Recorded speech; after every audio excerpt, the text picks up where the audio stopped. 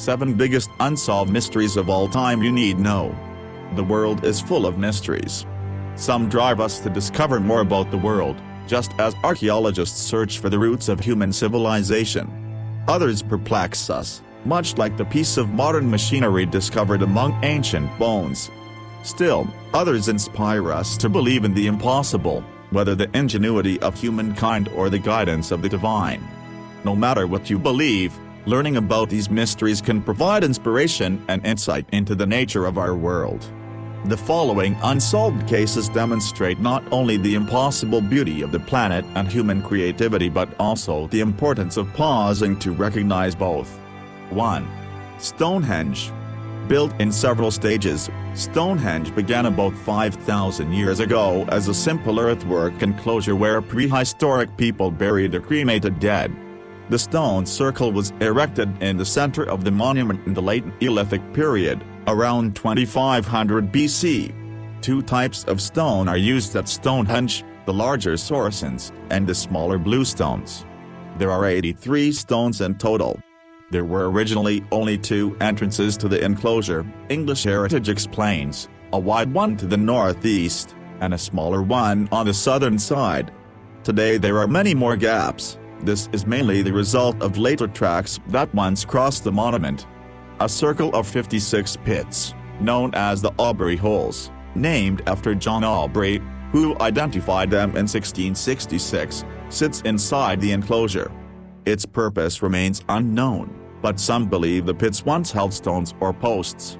The stone settings at Stonehenge were built at a time of great change in prehistory, says English Heritage, just as new styles of beaker pottery and the knowledge of metalworking, together with the transition to the burial of individuals with grave goods, were arriving from Europe.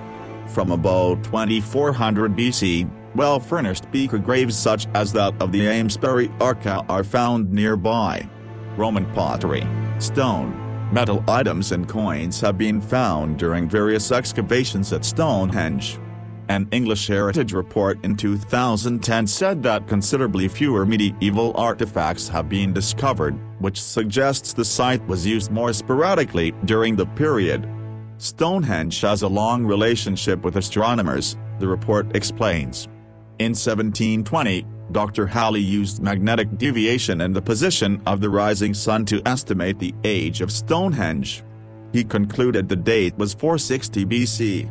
And, in 1771, John Smith mused that the estimated total of 30 Saracen stones multiplied by 12 astrological signs equaled 360 days of the year, while the inner circle represented the lunar month. The first mention of Stonehenge, or Stanges appears in the archaeological study of Henry of Huntingdon in about AD 1130, and that of Geoffrey of Monmouth 6 years later. In 1200 and 1250 it appeared as Stanhenge in Stonehenge, as Stone in 1297, and the Stonehengels in 1470. It became known as Stonehenge in 1610, says English Heritage. In the 1880s, after carrying out some of the first scientifically recorded excavations at the site, Charles Darwin concluded that earthworms were largely to blame for the Stonehenge stone sinking through the soil. By the beginning of the 20th century there had been more than 10 recorded excavations, and the site was considered to be in a sorry state, says English Heritage. Several Saracens were leaning. Consequently, the Society of Antiquaries lobbied the site's owner, Sir Edmund Antrobus, and offered to assist with conservation. 2. The Bimini Road. According to Greek legend, the city of Atlantis sunk into the ocean in one single day, wiping its existence off the earth 11,000 years ago. Since that time, scientists, treasure hunters and philosophers have searched endlessly to find even a trace of the lost world, said to be partially intact somewhere below the ocean waves. Being one of the most well-known legends in the world, anything found during an ocean dive even resembling a man-made structure has caused serious waves of media attention. In 1968, a diver off the coast of North Bimini Island, Bahamas discovered a series of stones 18 feet below the surface. The stones appeared man-made, and were evenly spaced out in a road-like line stretching a half-mile. A storm of publicity immediately descended on the discovery, with the number of individuals claiming the stones were a portion of wall, or a road that was formerly part of a larger city. Everyone hoped the discovery would be connected to Atlantis, and the discovery of two other similar roads spurred the excitement. Unfortunately, carbon dating and analysis of the blocks led to the conclusion that the roads were made naturally through geological forces. No tool marks were found on the blocks, and there was no evidence that the blocks had ever been stacked to build a structure. Although there is still some speculation and research on Bimini today, it is generally agreed upon that the limestone blocks were formed by erosion, leaving the mystery of Atlantis unsolved. 3. Aluminum Wedge of Aid. The aluminum wedge of Aid is a wedge-shaped object found 2 kilometers east of Aid, Romania, on the banks of the Mureș River in 1974. The object was reported to be unearthed 35 feet under sand and alongside 2 mastodon bones. A mastodon is an extinct large-tusked mammal species. Physically, the artifact looked similar to the head of a hammer. The wedge was allegedly taken to the Archaeological Institute of Cluj-Napoca to be examined, where it was found to be made of an alloy of aluminum encased in a thin layer of oxide. The alloy of the wedge is composed of 12 different elements. This artifact is considered strange because aluminum was not discovered until 1808 and not produced in quantity until 1885. Aluminium requires 1,000 degrees of heat to be made. The fact that the wedge was found in the same layer of earth as mastodon bones would make it at least 11,000 years old. Many people have claimed that the artifact is proof that aliens visited Earth. Engineers have reported that the object resembles the foot of landing gear, not unlike the technology used on spaceships. The scientific community believes the wedge was made on Earth and its purpose is not yet identified. Due to the limited amount of information that exists on the subject, the antiquity and origin of the artifact is unclear. The aluminum wedge of Aid is not on display to the public and remains in an undisclosed location. However, pictures of the wedge do exist. The aluminum wedge of Aid, also called the object of Aid, is a mysterious artifact of uncertain origin in the shape of a wedge, which was found at an archaeological site near the Roman town of Aid, allegedly nearby a mammoth skeleton. It is composed of 89% aluminium covered by a thick oxide layer. The thickness of this oxide layer is said to be confirmation that the object is anachronistic, at least 300 or 400 years old. The aluminum wedge of Aid is often cited as proof that aliens visited Earth at earlier times, because aluminium was difficult to produce in quantity before 1825. Most scientists, however, believe that this object is a fake. The aluminum wedge of Aid, also called object of Aid, is a mysterious body in form of a wedge, which was found at digging works near the Roman town Aid. It consists of 89% of aluminium, which is covered by a thick oxide layer. The thickness of this layer is said to be so strong as it would lay over 1,000,000 years in the ground. The aluminum wedge of Aid is often cited as proof that aliens visited Earth at earlier times, because there were no possibilities to produce aluminium before 1825. 4. The Piri Reis Map. Piri Reis was an Ottoman Captain Idria, geographer and cartographer born between 1465 and 1470 and died in 1554 or 1555. He is primarily known today for his maps and charts collected in his Kitab-i-Bari, Book of Navigation, a book which contains detailed information on navigation as well as very accurate for its time charts describing the important ports and cities of the Mediterranean Sea. Little is known about the identity of Piri Reis. Even the name roughly translated means sea captain. His origin is debatable, with sources referring to him as Christian, possibly Greek, Jewish, or ethnic Turkish. Haji Ahmed Muhyiddin Piri was born either in Gallipoli of the European part of the Ottoman Empire or in Karaman, central Anatolia, but the exact date of his birth is unknown. He was son of Haji Mehmed Piri, and began engaging in piracy when he was young. In 1481, following his uncle Kamal Reis, a well-known pirate and seafarer of the time who later became famous admiral of the Ottoman fleet. During the periods the Ottomans were at war, together with his uncle, he took part in many naval fights against Spanish, Genoese and Venetians, including the First Battle of Lepanto, Battle of Zonquio, in 1499 and Second Battle of Lepanto, Battle of Modon, in 1500. When his uncle Kamal Reis drowned in 1511 when his ship wrecked by a storm, Piri returned to Gallipoli where he started working his study about navigation. He gained fame as a cartographer when a small part of his first world map, prepared in 1513, was discovered in 1929 at Topkapi Palace in Istanbul. His world map is the oldest known Turkish atlas showing the New World, and one of the oldest maps of America still in existence in the world. The oldest known map of America that is still in existence is the map drawn by Juan de la Cosa in 1500, which is conserved in the Naval Museum, Museo Naval, of Madrid, Spain. Piri Reis' map is centered in Sahara at the Tropic of Cancer latitude.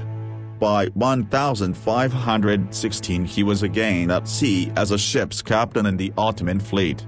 He took part in the 1516–17 campaign against Egypt. In 1522 he participated in the siege of Rhodes against the Knights of St. John, which ended with the island's surrender to the Ottomans on December 25, 1522, and the permanent departure of the Knights from Rhodes on January 1, 1523. In 1524 he captained the ship that took the tragic Vizier Pargali Ibrahim Pasha to Egypt.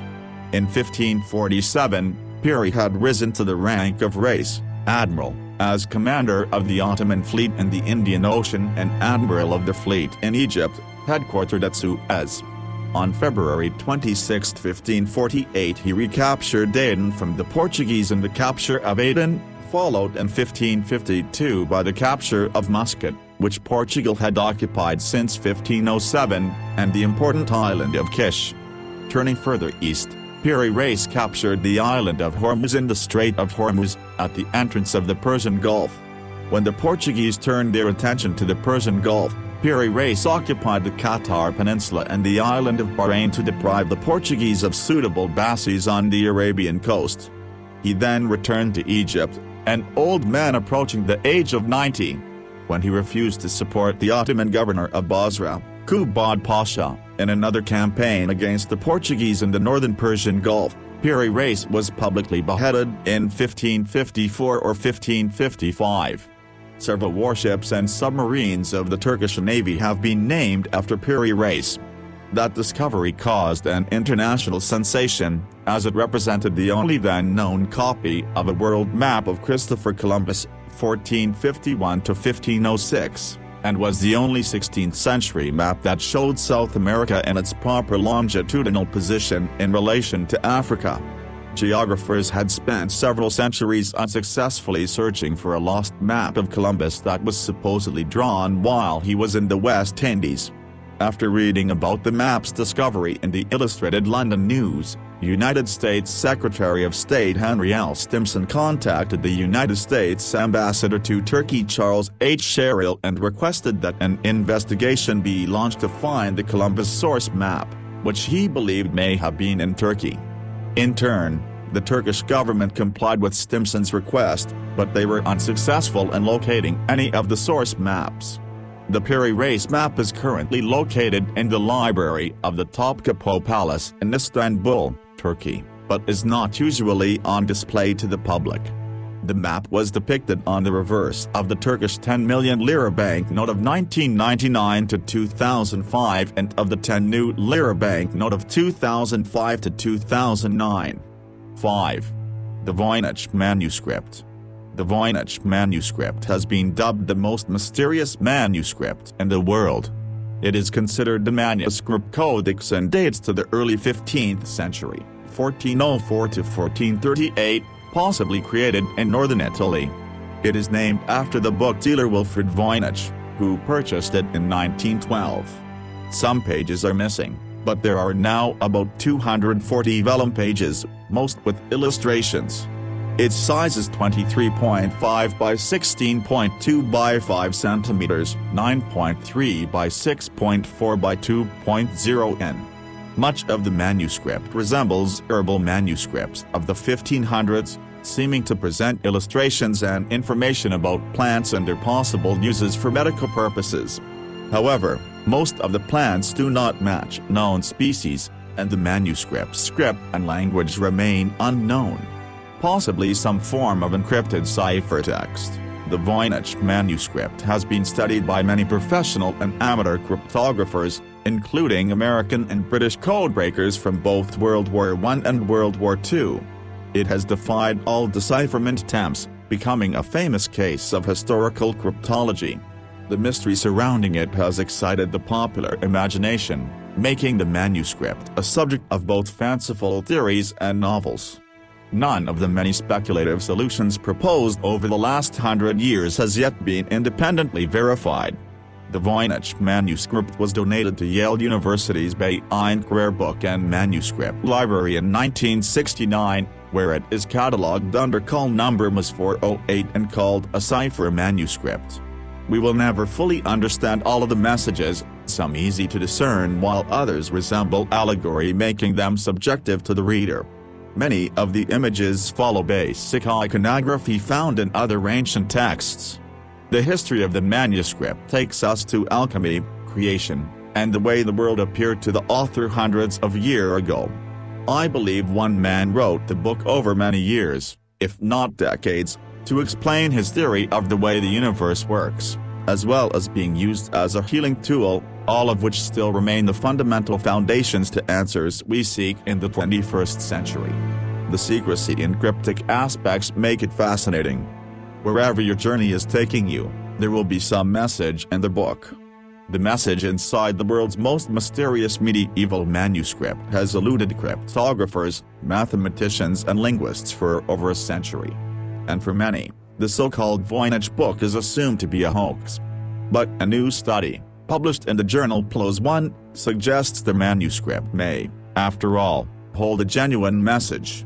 Scientists say they found linguistic patterns they believe to be meaningful words within the text. Analysts have split the book into 5 thematic sections based on the illustrations: biological, astrological, pharmaceutical, herbal, and 1 section on recipes.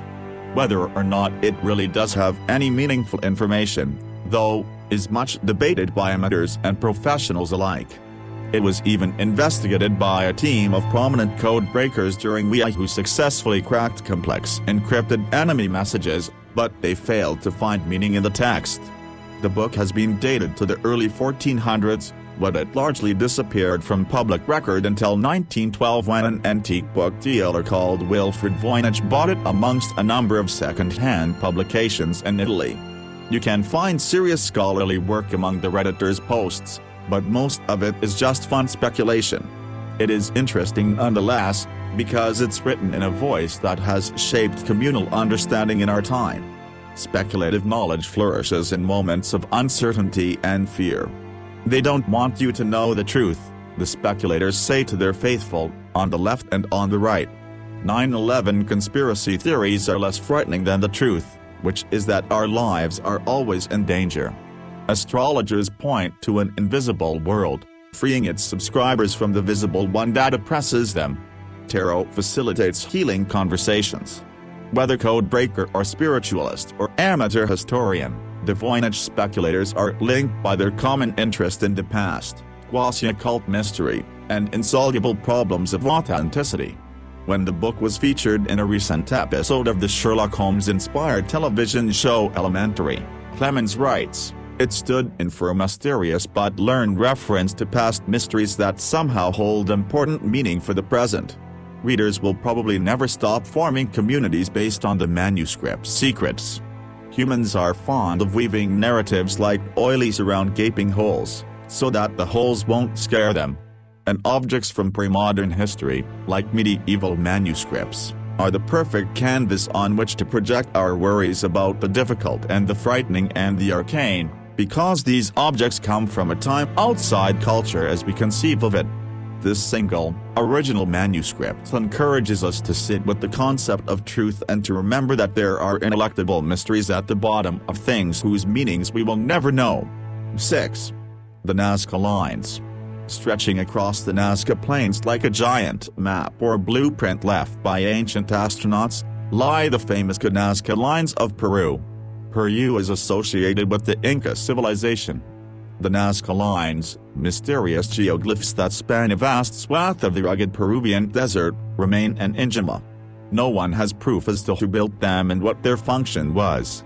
Since their discovery, they have inspired fantastic explanations from ancient gods, a landing strip for returning aliens, a celestial calendar created by the ancient Nazca civilization, putting the creation of the lines between 200 BC and 600 AD. Used for rituals probably related to astronomy, to confirm the Alus or clans who made up the population and to determine through ritual their economic functions held up by reciprocity and redistribution, or a map of underground water supplies.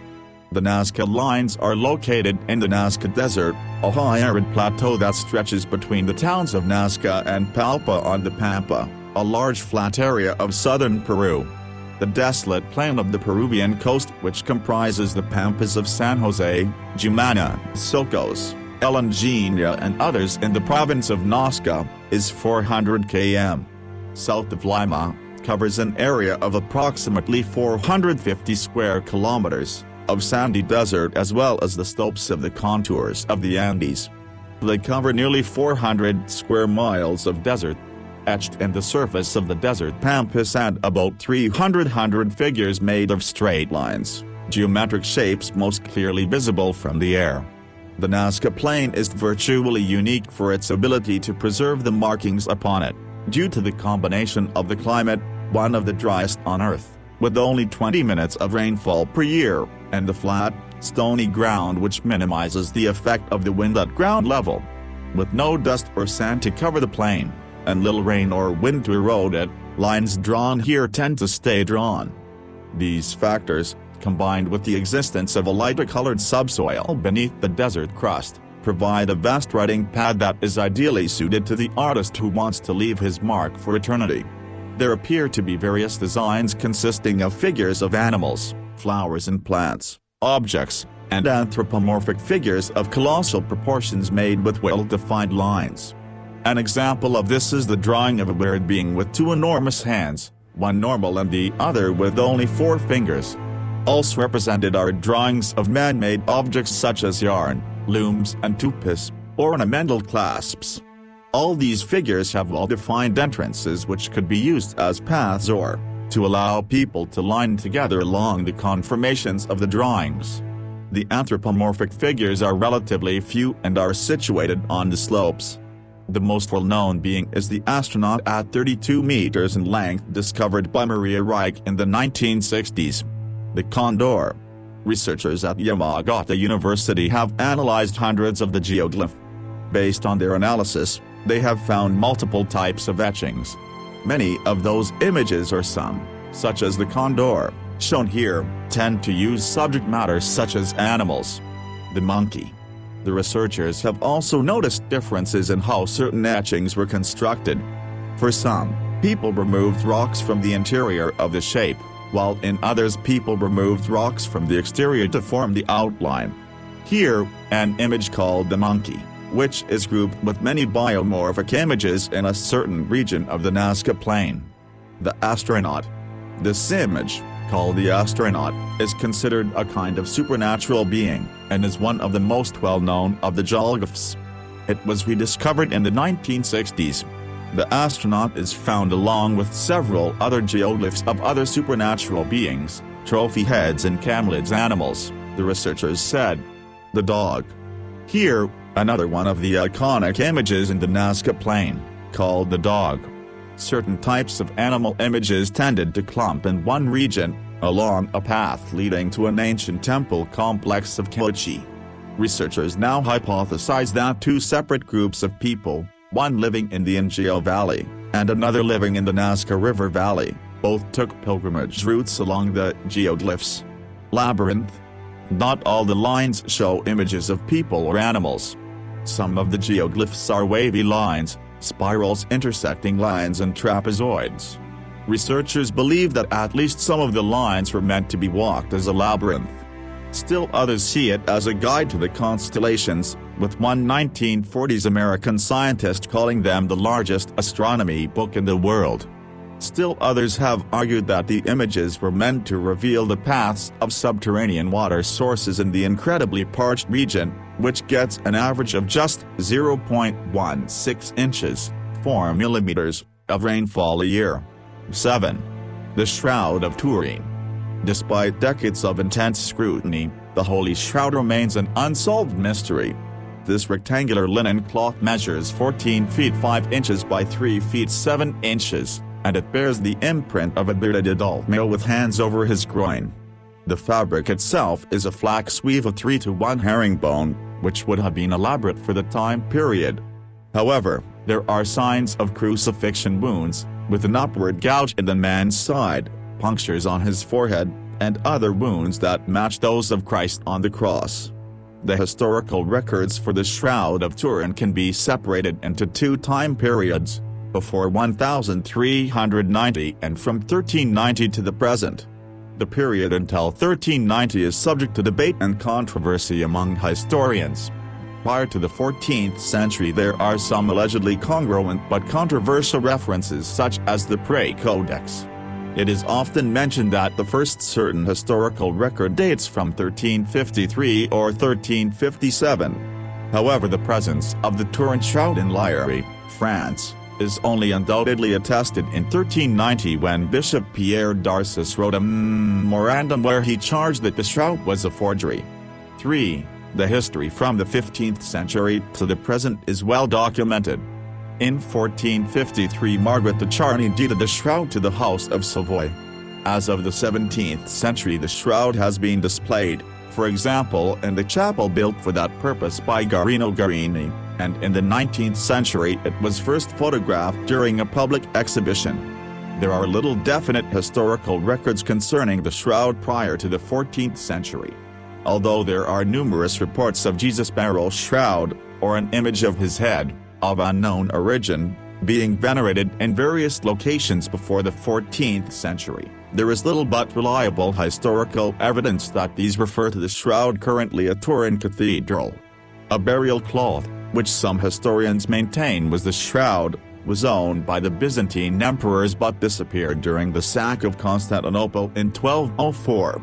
Barbara Farrell has cited that the Order of Knights Templar were in the possession of a relic showing a red, monochromatic image of a bearded man on linen or cotton. Historical records seem to indicate that a shroud bearing an image of a crucified man existed in the possession of Geoffroy de Charny in the small town of Liège, France around the years 1353 to 1357. However, the correspondence of this shroud with the shroud in Turin, and its very origin has been debated by scholars and lay authors, with claims of forgery attributed to artists born a century apart. Some contend that the Liège shroud was the work of a confessed forger and murderer. Professor Nicholas Allen of South Africa on the other hand believes that the image was made photographically and not by an artist. Professor John Jackson of the Turin Shroud Center of Colorado argues that the shroud in Turin dates back to the 1st century AD. The history of the shroud from the 15th century is well recorded. In 1532, the shroud suffered damage from a fire in the chapel where it was stored. A drop of molten silver from the reliquary produced a symmetrically placed mark through the layers of the folded cloth.